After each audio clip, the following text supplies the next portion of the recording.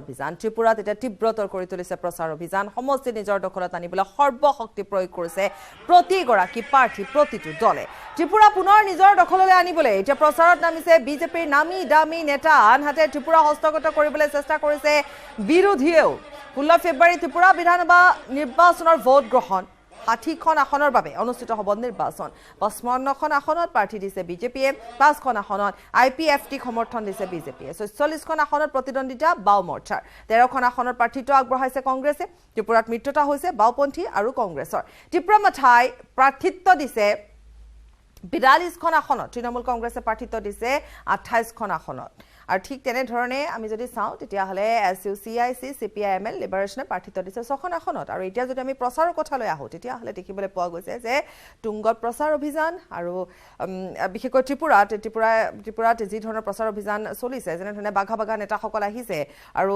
কোনো আসলে পিছ পৰি ৰোৱা নাই যদি আমি প্ৰচাৰৰ কথা কওঁ কোনো এটা দলে পিছ পৰি ৰোৱা নাই সৰ্বশক্তি প্ৰয়োগ কৰিছে সকলোৱে প্ৰত্যেকগৰাকী প্ৰাৰ্থীয়ে সৰ্বশক্তি প্ৰয়োগ কৰিছে আৰু কালি দিনটোত আমি দেখুৱাই গৈছিলো ত্ৰিপুৰা হৈ পৰিছে এখন মিনি অসম প্ৰত্যেকগৰাকী বিজেপি নেতা উপস্থিত হৈছে গৈ সেয়াও আমি দেখিবলৈ পাইছিলো আমাৰ ডেপুটি এডিটৰ নীলভ ভট্টাচাৰ্য যেহেতু তাত আছে গতিকে প্ৰতি মুহূৰ্তৰ খবৰ তেওঁ আমাক জনাই গৈছে আৰু এই মুহূৰ্তত আমি আগ্ৰহম গৌৰৱ গগৈৰ সৈতে নীলভ ভট্টাচাৰ্যৰ এক আছুতীয়া সাক্ষাৎকাৰ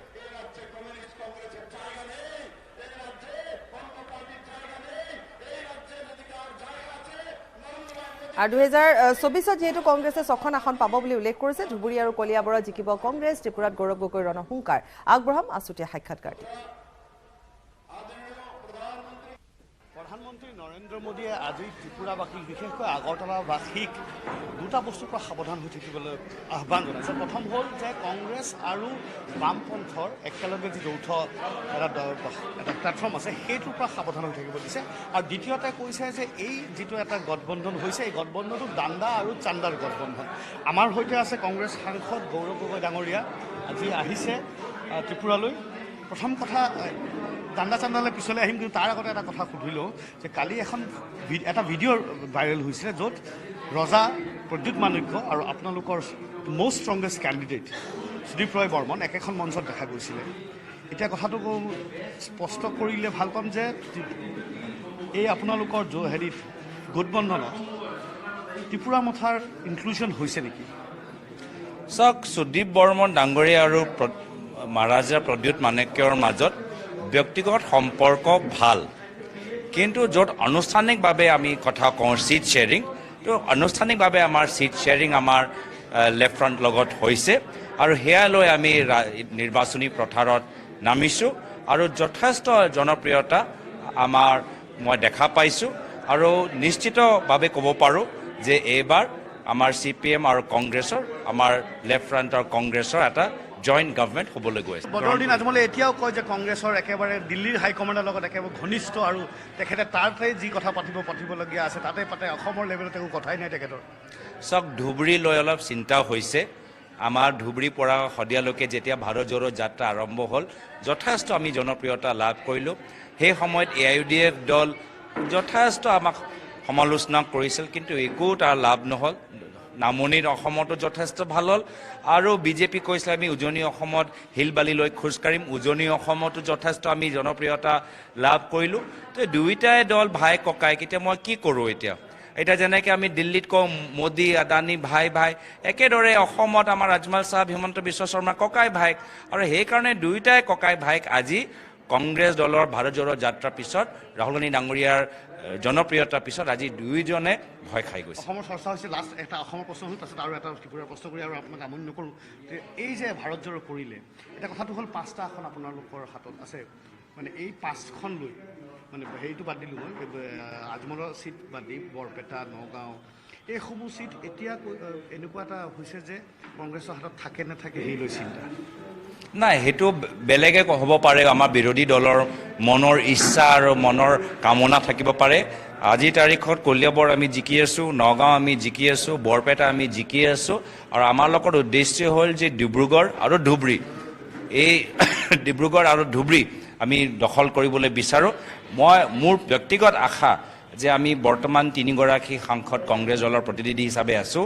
আহাবাৰ আমি 3x3 আমি 9টা আমি সাংসদ সিট আমি ধুবুৰীত যদি বদৰুদ্দিন আজমলৰ লগত যদি টক্কৰ দিবলগীয়া হয় তেতিয়াহ'লে আপোনালোকৰ খুব ষ্ট্ৰং উইট এটা দিব লাগিব তাত আমি প্ৰত্যেক লোকসভা চিটত আমি নিজৰ আটাইতকৈ ভাল কেণ্ডিডেট উইনিং কেণ্ডিডেট আমি দিবলৈ আমাৰ ইচ্ছা আছে এয়া আছিল গৌৰৱ গগৈ ডাঙৰীয়া প্ৰায় তেখেত কনফিডেন্ট যে এইবাৰ ত্ৰিপুৰাত কংগ্ৰেছ আৰু CPIM দলৰ যি যৌথ এটা গোট সেই গোটে এইবাৰ চৰকাৰখন গঠন কৰিব আৰু সেইবাবে তেখেতসকলৰ ইয়াত ৰাহুল গান্ধী বা প্ৰিয়ংকা গান্ধীৰ দৰকাৰ নাই তেখেতসকলে যি ধৰণে নিৰ্বাচনৰ প্ৰচাৰ কৰিছে বা নিৰ্বাচনক যি ধৰণে লৈছে সিমানতে তেখেতসকল কনফিডেন্ট যে এইবাৰ পৰৱৰ্তী চৰকাৰখন ত্ৰিপুৰাত তেখেতসকলে গঠন কৰিব কেমেৰা পাৰ্চন সঞ্জয় বৰাৰ সৈতে মই নিলয় ভট্টাচাৰ্য আগৰতলা ত্ৰিপুৰা আৰু ইফালে বিজেপিয়ে ত্ৰিপুৰাত 40খনৰো অধিক আসনত জয়লাভ কৰিব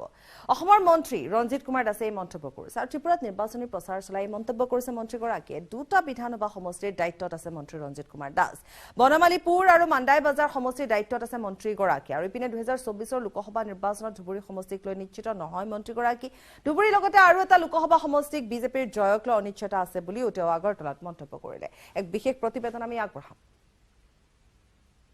মোৰ সৈতে আছে অসমৰ মন্ত্ৰী ৰঞ্জিত দাস ডাঙৰীয়া আৰু তেখেতৰ দায়িত্বত আছে দুটাকৈ সমষ্টি এটা হ'ল বৰদোৱালী আগৰতলাতে আছে আনটো হৈ গ'ল মাণ্ডাই বজাৰ যি এক জনজাতীয় অধ্যুষিত অঞ্চল আৰু তাত ত্ৰিপুৰাৰ মথাৰ এটা প্ৰভাৱ খুব ভাল প্ৰভাৱ এটা আছে প্ৰথম কথা হ'ল অসমৰ ৰাজনীতি আৰু ত্ৰিপুৰাৰ ৰাজনীতি বা ইয়াৰ ভোটাৰসকল আৰু তাৰ ভোটাৰসকলৰ মাজত কিবা পাৰ্থক্য পায়নে চাওক আমি দেখিছোঁ আমাৰ অসমৰ যিটো ভোটৰ ক্ষেত্ৰত আমি আগতে যি চৰকাৰে নাথাকক কিয় কংগ্ৰেছেই হওক অসম গণ পৰিষদে হওক বা বিজেপি হওক এই অসমৰ নিৰ্বাচনবিলাক সাধাৰণতে শান্তিপূৰ্ণ নিৰ্বাচন হয় আৰু ভাৰতীয় জনতা পাৰ্টীৰ চৰকাৰ অহাৰ পিছত 2014 চনৰ পিছত একেবাৰে শান্তিপূৰ্ণ হৈছিলে অসমতো আৰু ঠিক তেনেকুৱাকৈ পূৰ্বতে আমাৰ ত্ৰিপুৰাত কোনো ধৰণৰ শান্তিপূৰ্ণ নিৰ্বাচন হোৱা কোনো নজিৰ নাছিলে কিন্তু 2018 যিটো নিৰ্বাচন হৈছিলে বা তাৰ পৰৱৰ্তী সময়ৰ 19ৰ লোকসভা নিৰ্বাচনেই হওক তো ক্ৰমাগতভাৱে এটা শান্তিৰ পৰিৱেশ এটা আহিছে কাৰণ কিয় দেশত যিহেতু মাননীয় প্ৰধানমন্ত্ৰী নৰেন্দ্ৰ মোদী ডাঙৰ দায়িত্ব লোৱাৰ পিছত এই গণতন্ত্ৰ এইটো ডাঙৰ এটা উৎসৱ বুলি যিহেতু আমি কওঁ গতিকে এই গণতন্ত্ৰৰ এটা উৎসৱক পবিত্ৰতাৰে সকলোৱে লৈ পেলাই আমি ভোটদান কৰিব লাগে আৰু সেই কথাখিনি লাহে লাহে ত্ৰিপুৰাবাসী ৰাইজে বুজি উঠিছে মোৰ যিটো বনমালীপুৰ সমষ্টি আৰু সেই বনমালীপুৰ সমষ্টিটোৰ আগতে বিপ্লৱদেৱ আছিলে তাত আৰু এইবাৰ তাতে আমাৰ ৰাজ্যিক সভাপতি ৰাজীৱ ভট্টাচাৰ্য ডাঙৰীয়া নিৰ্বাচনত অংশগ্ৰহণ কৰিছে আৰু তেখেতে থকাৰ কাৰণে মই যিহেতু দলৰ প্ৰাক্তন সভাপতি আৰু মোক সেই সমষ্টিটো চোৱা চিতা কৰাৰ দায়িত্ব দিছিলে আৰু মই সভাপতি একলগ হৈছেগৈ সেই সমষ্টিৰ সভাপতি একলগ হৈছোঁ গতিকে মই ইয়াতে দেখিছোঁ আমি 60% ভোট লৈ পেলাই বনমালীপুৰ সমষ্টিটো কাষ্টিঙৰ যিমান কাষ্ট মাণ্ডাই বজাৰত হৈছে কি তাত আমাৰ যি ভোট আছে তাত প্ৰায় 47,000 ভোট আছে বিশেষকৈ জেনেৰেল কাষ্টৰ ভোট আছে মানে 12,000 আৰু 12,000ৰ ভিতৰত তাত আকৌ 2,000 আছে আৰু মানে ইছলাম ধৰ্মী লোকৰ 10,000 আছে হিন্দু বাঙালী মানুহৰ ভোট গতিকে 10,000 হিন্দু বাঙালীৰ ভোটৰ ভিতৰত আমি অতি কম 8,000 পাম আৰু বাকী মই ভাবোঁ যে 12,000 জনজাতীয় লোকৰ ভোটটো পালে আৰু যদি সমভাৱে যদি ত্ৰিপুৰা মথা আৰু CPMৰ যদি সমভাৱে যদি বিভাজনটো হয় তেতিয়াহ'লে মাণ্ডাইটো আমি ওলাই যাম আৰু যদি সমভাৱে যদি বিভাজনটো নহয় আমাৰ অকল ভোটেৰে সেইটো মই স্পষ্টভাৱে ক'ব খোজোঁ আমাৰ অকল ভোটেৰে সেইটো আমি জিতিব পৰা নোৱাৰিম আপোনাৰ গৌৰৱ গগৈ ডাঙৰীয়াই ক'লে যে আমি এইবাৰ আমাৰ 3টা সুনিশ্চিত আৰু 3টা পাম বিজেপিও আনফালে কেতিয়াও মিছন 14 নকয় মিছন 12তে ৰৈ যায় 14 কোৱাত কি অসুবিধা হয়গৈ নহয় মিছন 14 ধৰক কোৱাত একো অসুবিধা নহয় কিন্তু মিছন 14 আছে কিন্তু আমাৰ জিকাটো 12টা আমি জিকিম এইটো আমি নিশ্চিত স্বাভাৱিকতে আমি জানো যে ধুবুৰী অঞ্চলটো যে সংখ্যালঘু অধ্যুষিত অঞ্চল এতিয়া তেওঁলোকে মাননীয় প্ৰধানমন্ত্ৰী মোদী ডাঙৰীয়া যিমানখিনি সহায় সহযোগ কৰিলে তাৰ বিপৰীতে যোৱা বিধানসভা নিৰ্বাচনত আমি তেওঁলোকে নাপালোঁ আমি এতিয়াও আশাবাদী আমি তেওঁলোকে কৈছোঁ যে তেওঁলোকে সেই কংগ্ৰেছ বা UDF লগত থাকিব নে মোদী ডাঙৰীয়াত থাকিব গতিকে মোদী ডাঙৰীয়াত যদি থাকে তেওঁলোকৰ কাৰণে ভাল আমি ক'বলগীয়া একো নাই গতিকে ধুবুৰী সমষ্টিটো তেনেকুৱা এটা কথা এটা আছে এয়া আছিলে ৰঞ্জিত দাস ডাঙৰীয়া তেখেতে ত্ৰিপুৰা দুখনকৈ সমষ্টিৰ দায়িত্বত দিছিলে এখনখন সমষ্টিৰ তেখেত কনফিডেন্স যে হৈ যাব আন এটা সমষ্টিত অকণমান ডাউট আছে তেখেতে কৈছে যে তেখেতক দিয়া মাণ্ডাই বজাৰত হয়তো বিজেপিয়ে তেনেকুৱা ফল দেখুৱাব নোৱাৰিব পাৰে খবৰ এইদৰে অব্যাহত ৰাখিম সময় এটি বিৰতি কেৱল ষ্ট্ৰং নহয়, মাইথান ষ্ট্ৰং, মাইথান ষ্টীল, নিৰ্মাণৰ মানদণ্ড।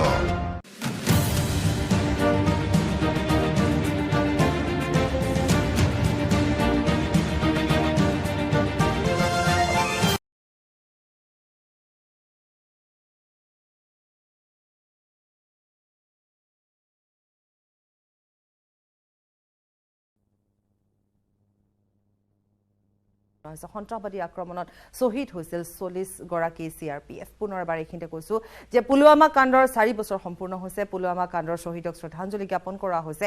সন্ত্ৰাসবাদীৰ আক্ৰমণত শ্বহীদ হৈছিল 40 গৰাকী CRPF। আজি 4টা বছৰ সম্পূৰ্ণ হৈছে আৰু আজি শ্বহীদসকলক শ্ৰদ্ধাঞ্জলি জ্ঞাপন কৰা হৈছে 4 বছৰ সম্পূৰ্ণ হোৱাৰ অন্তত। আৰু আমি কিছু দৃশ্য দেখুৱাবলৈ আমি চেষ্টা কৰিছো। এয়া আমি লাইভ দেখুৱাইছো। শ্ৰদ্ধাঞ্জলি জ্ঞাপন কৰা হৈছে। গতিকে শ্ৰদ্ধাঞ্জলিৰ এই মুহূৰ্তখিনি আমি লাইভ দেখুৱাইছোঁ, পোনপটীয়া সম্প্ৰচাৰ আমি আগবঢ়াইছোঁ। আজি যিহেতু পুলৱামা কাণ্ডৰ 4 বছৰ সম্পূৰ্ণ হৈছে।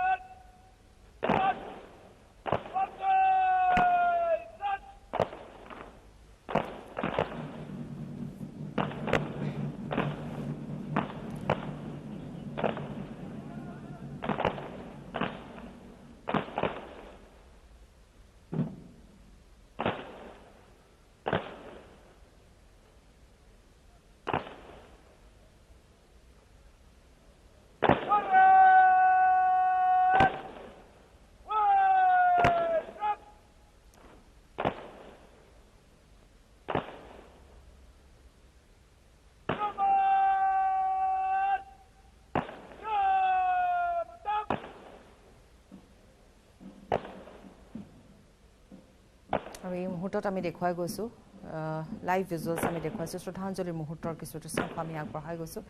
যিহেতু আজি 4টা বছৰ সম্পূৰ্ণ হৈছে পুলৱামা কাণ্ডৰ, আজি শ্বহীদসকলক শ্ৰদ্ধাঞ্জলি জ্ঞাপন কৰা হৈছে। সন্ত্ৰাসবাদীৰ আক্ৰমণত 40 গৰাকীকৈ CRPF জোৱানৰ মৃত্যু হৈছিল, শ্বহীদ হৈছিল।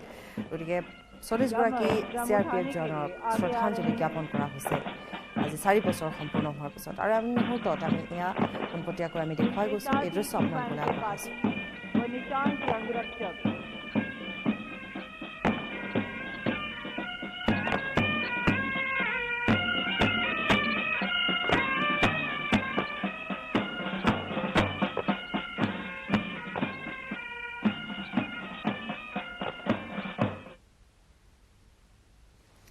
আৰু অন্য খবৰৰ মাজলৈ যাম। ৰাজ্যৰ 3য় পৰ্যায়ৰ গুণোৎসৱৰ বাবে সাজু হৈছে বিদ্যালয়সমূহ।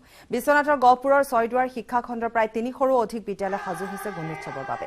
15 ফেব্ৰুৱাৰীৰ পৰা হ'বলগীয়া গুণোৎসৱৰ বাবে প্ৰতিখন বিদ্যালয় সজাই পৰাই তোলা হৈছে। শিক্ষাৰ্থীসকলকো গুণোৎসৱৰ বাবে প্ৰস্তুত কৰি তুলিছে স্কুল কৰ্তৃপক্ষই। প্ৰতিখন বিদ্যালয়ৰ স্ব-মূল্যায়ন হ'ব। 15 ফেব্ৰুৱাৰীৰ পৰা 18 ফেব্ৰুৱাৰীলৈকে এই অনুষ্ঠান অনুষ্ঠিত হ'ব। এই অনুষ্ঠান অৰ্থাৎ গুণোৎসৱ অনুষ্ঠিত হ'ব।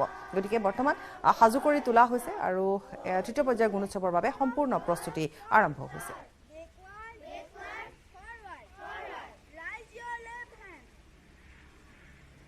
আব্ৰাহাম পলাশ ফুকনৰ প্ৰতিবেদন।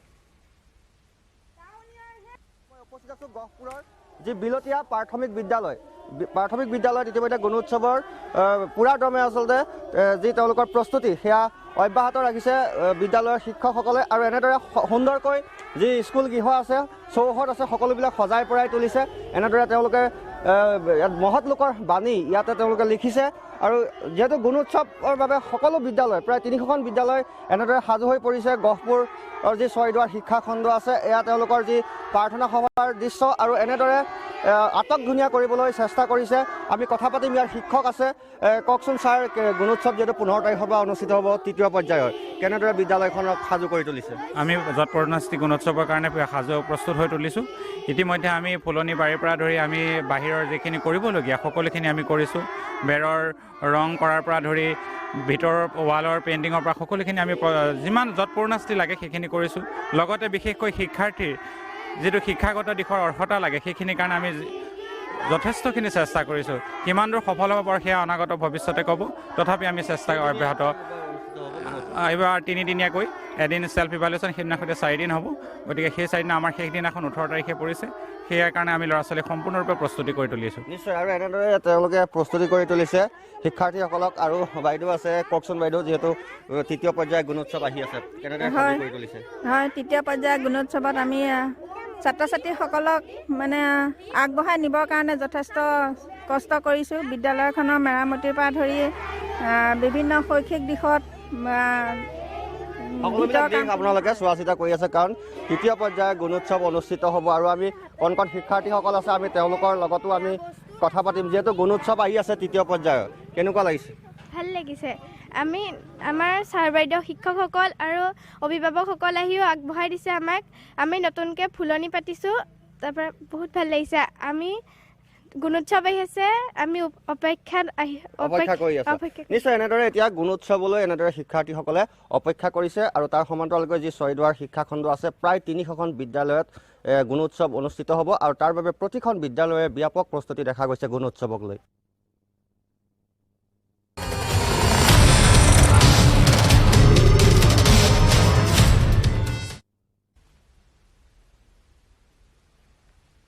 ৰিহেব চেণ্টাৰত হত্যাকাণ্ড। মহানগৰী ৰিহেব চেণ্টাৰত এটা চাঞ্চল্যকৰ হত্যাকাণ্ড সংঘটিত হৈছে। অৰিন্দম খাউন নামৰ এজন যুৱকক কেনেধৰণে চুৰিকাঘাত কৰি হত্যা কৰা হৈছে ভিজুৱেলছ দেখুৱাম আমি। নিউজ 18ৰ হাতত পৰিছে হত্যাকাণ্ডৰ এসমূহ চাঞ্চল্যকৰ দৃশ্য, যি চিচিটিভিত বন্দী হৈছে। অৰিন্দম হত্যাকাণ্ডৰ লাইভ দৃশ্য। ড্ৰাগছ আসক্ত আমিনুৰ হুছেইনে উপৰ্যুপৰি চুৰিৰে হানি হত্যা কৰিলে অৰিন্দমক। ইতিমধ্যে আৰক্ষীৰ জালত পৰিছে আমিনুৰ হুছেইন। আমিনুৰৰ লগতে হাতীগাঁও আৰক্ষীয়ে গ্ৰেপ্তাৰ কৰিছে ৰিহেব চেণ্টাৰটোৰ স্বত্বাধিকাৰী ভৰদ্বাজ বৈশ্য আৰু কৌশিক হাজৰিকাকো। হাতীগাঁৱৰ লখিমী নগৰত থকা মিৰাকল ৰিহেব চেণ্টাৰত সংঘটিত হৈছে এটা চাঞ্চল্যকৰ হত্যাকাণ্ড। আমি সেই ভিজুৱেলছ দেখুৱাইছোঁ। এই ভিজুৱেলছ আমি এই মুহূৰ্তত আগবঢ়াম যে কেনেকৈ হত্যা কৰা হৈছিল। চিচিটিভিত আবদ্ধ সমগ্ৰ দৃশ্য, কেনেকৈ হত্যা কৰা হৈছিল চাব। মহানগৰী ৰিহেব চেণ্টাৰত এই ঘটনা সংঘটিত হৈছে। অৰিন্দম খাউন নামৰ এগৰাকী মেধাৱী যুৱকক হত্যা কৰা হৈছে। নিউজ 18ৰ হাতত এই হত্যাকাণ্ডৰ চাঞ্চল্যকৰ ভিজুৱেলছ আহি পৰিছে। এইটো হৈছে মিৰাকল ফাউণ্ডেশ্যন, যিটো এটা ৰিহেব চেণ্টাৰ। চিচিটিভিত বন্দী হৈছে সমগ্ৰ দৃশ্য। এই সমগ্ৰ দৃশ্য আমি আগবঢ়াবলৈ চেষ্টা কৰিম। ৰিহেব চেণ্টাৰটো আমি দেখুৱাইছোঁ। এইটো হৈছে মিৰাকল ৰিহেব চেণ্টাৰ। আৰু ইয়াৰ ভিতৰতে যিসকল তাত ড্ৰাগছ আসক্ত যিহেতু থাকে, তাৰে এজন হৈছে আমিনুৰ হুছেইন। আমিনুৰ হুছেইনে উপৰ্যুপৰি চুৰিৰে হানি হত্যা কৰিছে অৰিন্দমক। অৰিন্দমক কেনেকৈ হত্যা কৰা হৈছে চিচিটিভিত আবদ্ধ হৈছে সমগ্ৰ দৃশ্য।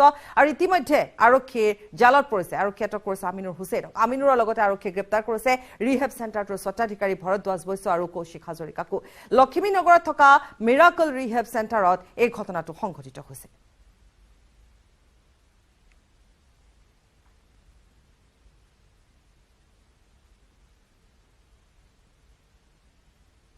ইয়াৰ সৈতে বাতৰিৰ পৰা বিদায় লৈছোঁ। নমস্কাৰ।